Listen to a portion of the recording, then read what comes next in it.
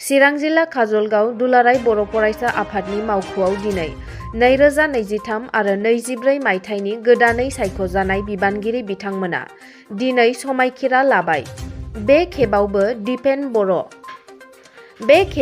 फिन दिपेन बर' बिथांखौनो सायख'बावनानै मेरु दुलाराय बर' फरायसा आफादनि आफादगिरि महरै समायखिरा लानायजों लोगोसे बिबान गथायबाय।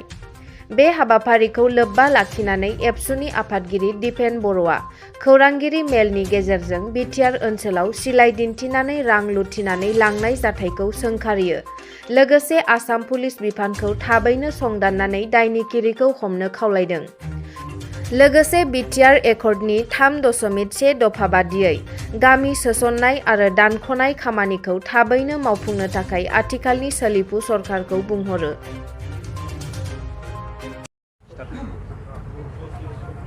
दिनै चिरां जिल्लानि बे मावखुलियाव दुलाराय बर' फरायसा आफादनि समायखिरा लानाय हाबाफारि बे हाबाफारिखौ जोङो गोदानै दाफुंजानाय दुलाराय बर' फरायसा आफादनि गासै बिबानगिरि बिथांमोनजों लोगोसे जोंनि गोबां जिल्लाफोरनि बाहागो लानायजों आरो दख'रानि बाहागो लानायजों जों मोजाङैनो जाफुंसार होबाय।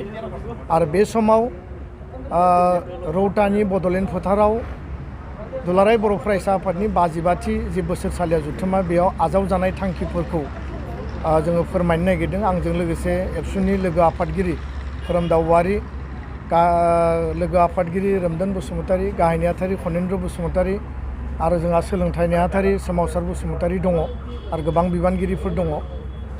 गिबियावनो दुलाराय बर' फरायसा आफादा रौतानि जथुम्मानि गेजेरजों गोबांथार माखासे जोङो माहारि दानायनि थाखाय बा बर' हारिखौ गेरेमसा माहारि दानायनि थाखाय बड'फानि जि मोनसे आदर्श आरो थांखि बेखौ बिथा खालामनानै जोङो बेयाव थांखि आजावदों। आरो बिनि गेजेराव गुबै थांखिफोरखौ आङो फोरमायनो नागिरदों। 2020 मायथाइनि 27 जानुवारियाव जालांनाय बिटिआर गोजोन गोरोबथानि जि दफा बे दफाफोरखौ 3 बोसोरनि गेजेराव जिखिनि मावफुंनानै होबाय बिनि थाखाय भारत सरकार आरो आसाम सरकारखौ जोङो स्पेसियेलि थेंक्स होदों, साबायखर बावदों। आरो लोगोसे जोङो दाबि खालामदों आद्रा थानाय जिखिनि गुबै दफाफोर दङ, सिमा बारायनाया आबुङै जानांगोन, कार्बि आंलंनि ST हिलनि इस्युआ रोखायै मावफुंजानांगोन, स्कुल प्रभिन्सियेलाइजेसननि जे खामानि बियो दाबो मोगथाङाव महर मोनाखै, हाबाफारिया जागायदोंब्लाबो। आरो बेबायदिनो माखासे गोबां दफाफोर दंबावो। बे दफाफोरखौ गोख्रैनो 2024 मायथाइनि सिगां मावफुंनानै होनांगौनि थाखाय जोङो भारत सरकार आसाम सरकारखौ जोङो दाबि दैखांदों। नैथि बाथ्राया जाहैबाय जे आफादारि बिथिङाव जोङो थांखि लादों।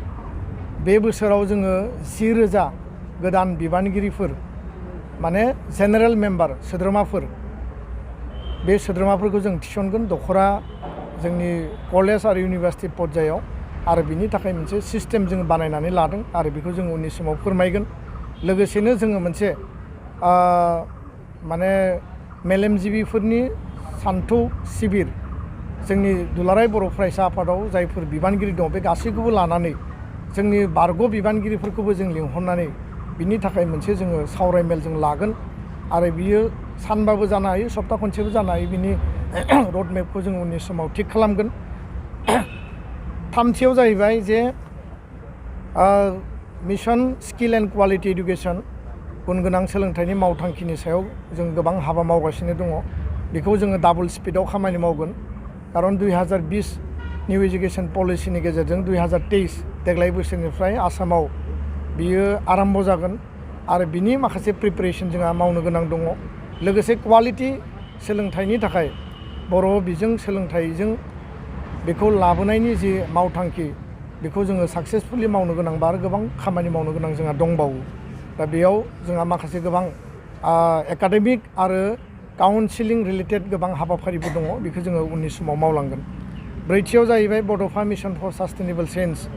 बेयाव ड्राग्स बिनि हेंथायै जों हाबा मावगासिनो दङ आरो उन्दै बैसोआव हाबा जानाय जेखौ आसाम सरकाराबो इनिसियेटिभ हिसाबै दायो लाफैबाय। आरो ड्राग्सनि सायाव एबसुआ हाबा मावगासिनो मानसि लांखारनायनि सायाव। दा बे बेलायाव दाख्लैबावै सप्तासे सिगाङाव उदालगुरि जिल्लानि सनायगाव आनसलिकनि सानै जोंनि एबसुनि मावथिखौ आनसलिकनि मावथिखौ देगारजों उदैयाव सुदों ड्राग्स जाग्राफोरखौ बुजायनो थांनायावनो बिथांमोनखौ आक्रमन खालामदों।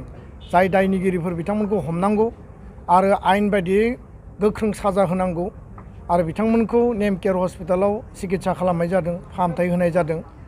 दा बिथांमोना आउट अफ डेन्जारब्लाबो बिथांमोना सिरियास इन्जुरि जादों उदैयाव आरो बियो जोंनि थाखाय गोरलै बाथ्रा नङा। दा बेखायनो जिकुनु प्रकारै जोङो आनकमप्रमाइजिं भाबै ड्राग्सखौ होबथानो थाखाय गैया खालामनो थाखाय जों हाबा मावलांगोन।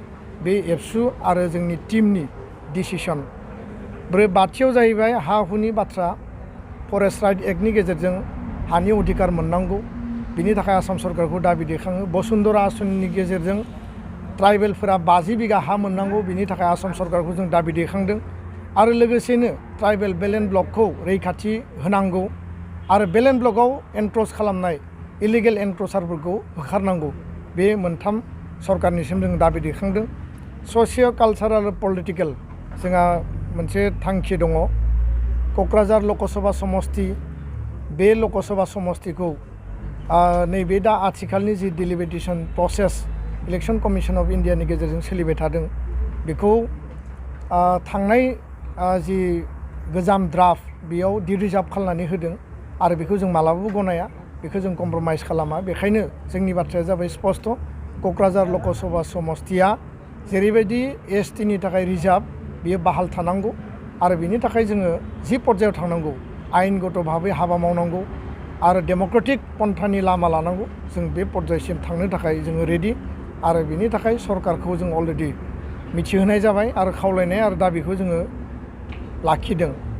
बेजों लोगोसे आसामनि गामसाया बा असमिया हारिनि गामसाया जेरैबायदि GI टेग रिकगनिसन स्टेटास मोनबाय, बर'नि आर'नाइ आरो गुबुन गुबुन बर'नि जिखिनि ट्रेडिसनेल दोरोङारि जिखिनि जोंनि गाननाय जोमनाय, दानाय लुनाय बा जोंनि जानाय लोंनाय माने बिथिंफोर दङ, बियो मर्यादा मोननांगोन। आरो दिनैनि बे मेलनि गेजेरजों आर'नाइखौ रिकगनिसन आरो स्टेटास होनांगौनि थाखाय कनसार्न अथरिटिखौ जोङो दाबि दैखांदों आरो खावलायदों। आरो बिनि गेजेरजों बर' हारिनि आइडेन्टिटिखौ प्रिजार्भ खालामनांगौ आरो आर'नाइया जोंनि नंगुबै, बेखौ जोङो बेंथानानै बा जों बेखौ गोग्गानायजों जोङो बोजबनानै लाखिनांगौनि थाखाय जोङो बेखौ दाबि दैखाङो।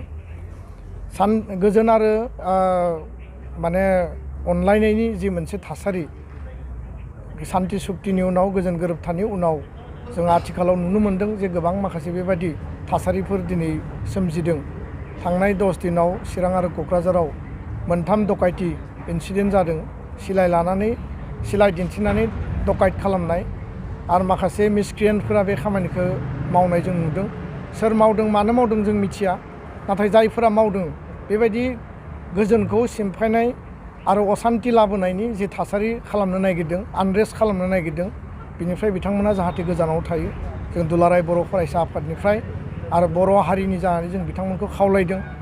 आरो गुबुन फारसेथिंजाय जि मोनसे जाथाय जादों, बिनि सायाव पुलिस प्रसासना, आसाम सरकारा, नखर बिफाना स्ट्रंलि इनभेस्टिगेसन खालामनांगौ आरो बिनि सायाव बेबस्था लानांगौ आरो दायनिगिरिनि सायाव स्ट्रं माने बे मिजार लानांगौ होननानै जोङो दिनैनि बे प्रेस मिटनि गेजेरजों खावलायदों। बयनिबो जिउ आरो सम्पतिनि रैखाथि होनाया सरकारनि दायित्व, प्रसासननि दायित्व। जों मिथियो जे आसामनि पुलिस प्रसासना बिराद स्ट्रं, खिन्थु बिथांमोना दिनै मानो दुरबल जादों, मानो फेलार जादों जों बुजिनानै मोनाखै। आरो बेबायदि इन्सिडेन्टआ जाहाथे रिपिटेड जाया, बिनि थाखाय जोङो सरकारखौ दाबि खालामदों। गोजोन्थों।